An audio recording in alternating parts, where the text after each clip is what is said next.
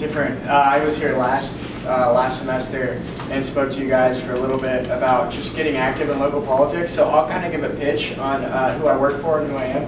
My name's Dustin, and my main goal is to get young people involved in the political process. And the best means of doing that is with Liberty Action. We are actually C3, so we don't endorse a party or any candidates. But what we do is go around really the state of Texas and reach out to young professionals, college students, and even high school students, and try and get them engaged and educated on how to kind of be involved on a local level.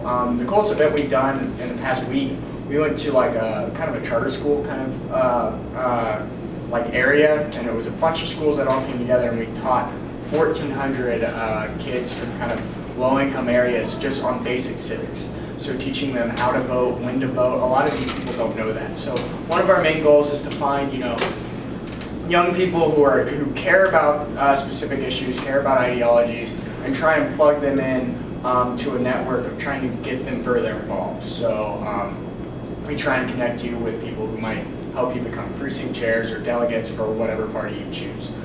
So yeah, I was going to go through and kind of explain how the delegate process works and how the convention process works for pretty much all parties, because like I said, I am a C3. I'll explain the Libertarian Party, the Republican Party, and the Democratic Party in case you are a Bernie supporter or Johnson supporter or Trump supporter or whatever. So I'll bring up my PowerPoint real quick. And also, if you have been to convention, I think the best thing to do is also to kind of elaborate on anecdotes and stories. So if y'all has anybody here been to a state convention for their respective party? I have one. See, this is kind of one of our goals, to make sure there's, if we go to a room. Don't have a call yet. What's that? Don't have a call yet. Don't have a call yet. If I had a call, I would be going everywhere to meet candidates and all that. But well, one of our main goals is to make sure that young people are kind of more represented at their state conventions. You go to these things, and what would you say the average person or average age is at these things? 35. 35? No. Typically it's around 60, 65 because it's during the day. Whoa. So yeah, I mean these things are the party itself is old. That party is both parties, by the way. All three. I don't know libertarians. I'm sorry. But the Democrat Party, if you ever meet somebody working for the Democrat Party, they're typically in there retired too. And a lot of times the people that are involved in the party are people that are retired. But young Republicans, I know, make up 20% of state delegates at the state convention. So we're doing better. So this is the person who actually we get all of our content from. Her name's Michelle. If y'all are interested, please, get her email down and send her an email about some of this information. I'm not sure if she's still with us, but she's still a good contact. She's still alive. Yeah, she's still alive. She's still a good contact. Here are the three conventions. This one's a Republican one. Starts with a precinct convention. So a precinct convention is held by a precinct chair, which if you wanted to apply for that, I think the deadline was a while ago. It's passed. Yeah, it was in December. But it's held by a precinct chair, and it's usually just 1, 2, 3, maybe even 4 people. Not a lot of people at all. Just show up. If you show up, you will be a delegate to your county or district convention. And you can still go to your county or district convention if you get someone to nominate you at your precinct convention. So does everyone here know what precinct they're going to on March 1st? It's another thing, keep that in mind. So precinct conventions are directly after the primary voting. So it should start, I don't know the time for the Republican or Democrat one. It should be 7. It should be directly after voting. So once you go there, just sit in line. It's usually 15 minutes to an hour, and it's just kind of a room they go through kind of just procedure and process, and it's really boring. But if you sit through, I promise it's only 20 minutes, and then you'll get nominated to go to your district and county convention. Now, the Republican one is March 19th, and those are long. For someone who's been there, can you kind of refer or give kind of an experience about what happened? Depending on where you're at, they'll start in the morning. Most of them try to be done around lunchtime. Last time Denton County was done, or at the latest by 3. I think we were done last time around 7 o'clock at night. we're trying to make some changes so that does not happen again, because part of that was sitting around because one of the committees was taking forever. But plan on the day just in case. So yeah, once you go from there, it will be a long, long process.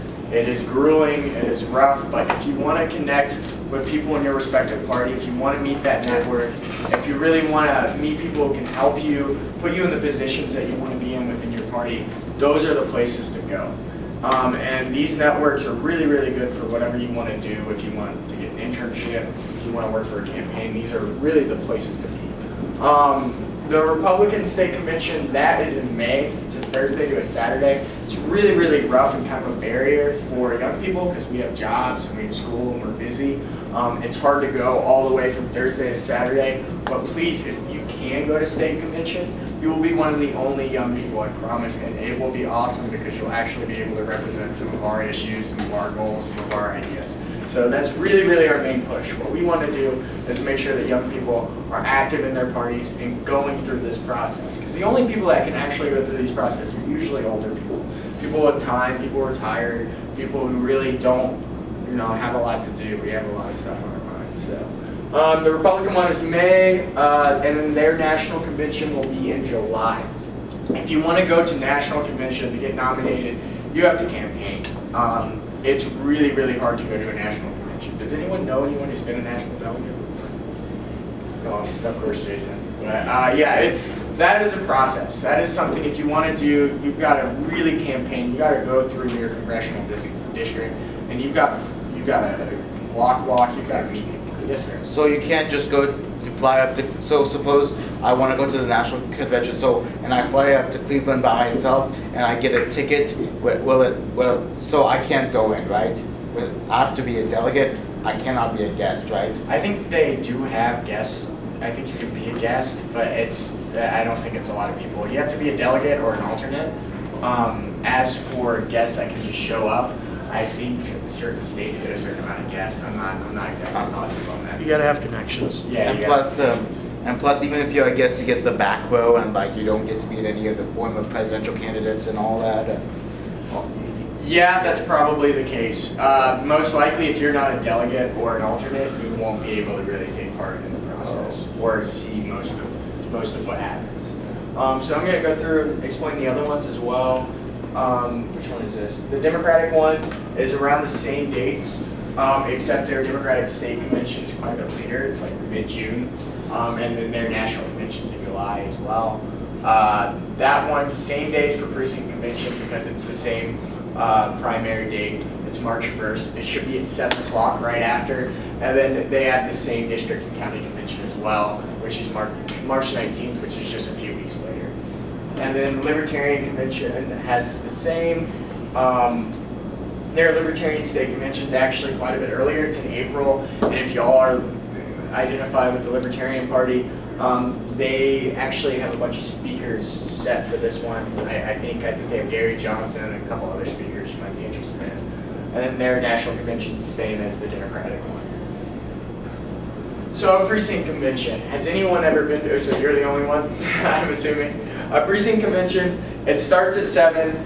You cannot hold it any earlier than 7, and you can't have it, you can have it up to a week after the primary, but after that, I think it's a state law that you can't have it. If you go, don't be disappointed if you're the only one there. That means you just sign your name, you get a pamphlet, and you sign up pretty much to go to your district and county convention. There will be somebody else there because there has to be an actual precinct. Well, there'll be a judge. There'll be a judge. Yeah. So temporary convention chair is the precinct chairman or person to claim the packet from the election judge. Kind of what I'm explaining. And then convention agenda and forms included in the packet. It is very, very procedural and boring.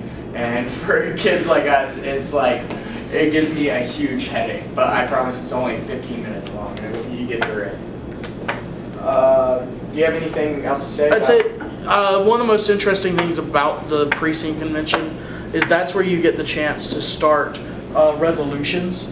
So if you want to set a resolution to change something in the party platform, you can do it there. And there's all kinds of groups that work, and they'll have like pre-made resolutions you can start passing up to the next level so they can ultimately get to state. But the precinct convention is a good place to get that started. And if there's something like you want to, like a lot of young people want to change certain aspects of the platform, especially, so they can. This is the place you can start that conversation. So, and if you can't make it to your precinct convention, you can always contact your precinct chair and just tell them, hey, I would really like to go to the senatorial convention. Can you please put me on that list to go? I've never seen one as far as I know, there's never been a problem going to the senatorial convention in the last 20 years in Denton County.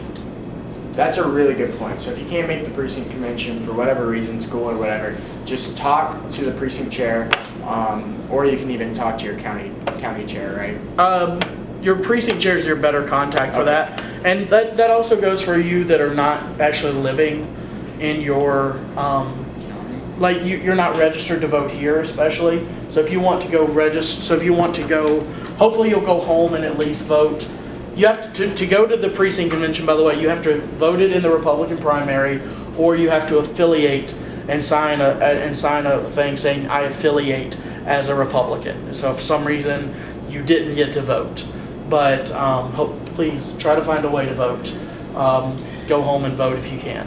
But you can call up and say, hey, can you please put me on there? I'm up here at UNT. Get me on the list so I can go to the convention. Like, you know how a few days ago, 1 week ago, there was like some voting registration where you could change your registration? Thank you, Jason. And another good point that you brought up was the resolutions. So if you want a resolution passed, you need to do it at your precinct chair, or at your precinct convention to get it passed to your Senate convention, and then get it passed to state. That's the best way to do it. So if you want to actually kind of change the platform of the party or what the party stands for, it starts at the precinct convention.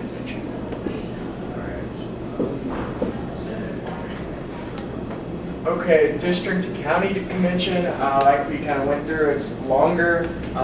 The purpose is to elect delegates and alternates to the state convention and to pass resolutions. Those are your main goals for every convention. That's what you do. And yeah, that's pretty much it. I wouldn't elaborate anything different. Would you, Jason? No, I think you're good. Keep it simple. And then the state convention. The delegates caucus only according to Senate district. For statewide committees, this is where it gets really, really confusing. So there's a lot of different goals for the state convention. I would say the main are to elect statewide executive committee members and to elect a state chair and a vice chair. The changes in the kind of the Republican and Democratic Party on a state level happen at this convention, and it will happen definitely at this convention. There's some people running for vice and for the state chair that could definitely change the policy outcome and change the direction of maybe the aesthetics of the party. Could you kind of allude to maybe some of the races that are going on in the Republican Party? Sure. Well, your main races are going to be your state chair and your that would affect everyone here. That's your state chair and your vice chair. There's a guy named Tom Meckler. He took over for our last state chair had to step down. He ended up working on the Rand Paul campaign. And it was a little bit calmer being on a presidential campaign than actually being chair of a state like Texas. So a guy named Tom Meckler ended up being our state chair. He's going to run for re-election. As of now, we know another guy named Jared Woodfield's going to run. And then you have Amy Clark, who is our vice chair, and then you have running against Kathy Adams. Kathy and Jared are kind of running together at this point. They are traditional social conservatives, very, anti-gay marriage, stuff like that. Very kind of more old school Republicans in that sense, and very, very focused on social conservative issues. Jared's known for, he was the guy that helped defeat the HERO ordinance in Houston recently. Kathy is the former chair of the party. She was defeated by Steve Munisteri 4 or 6 years ago. Unfortunately, she also left the party bankrupt. Not just her, several people before her, but the party had millions of dollars in debt. And as of now, the party is actually sitting pretty well financially. Thank you. Well, kind of going on to convention committees.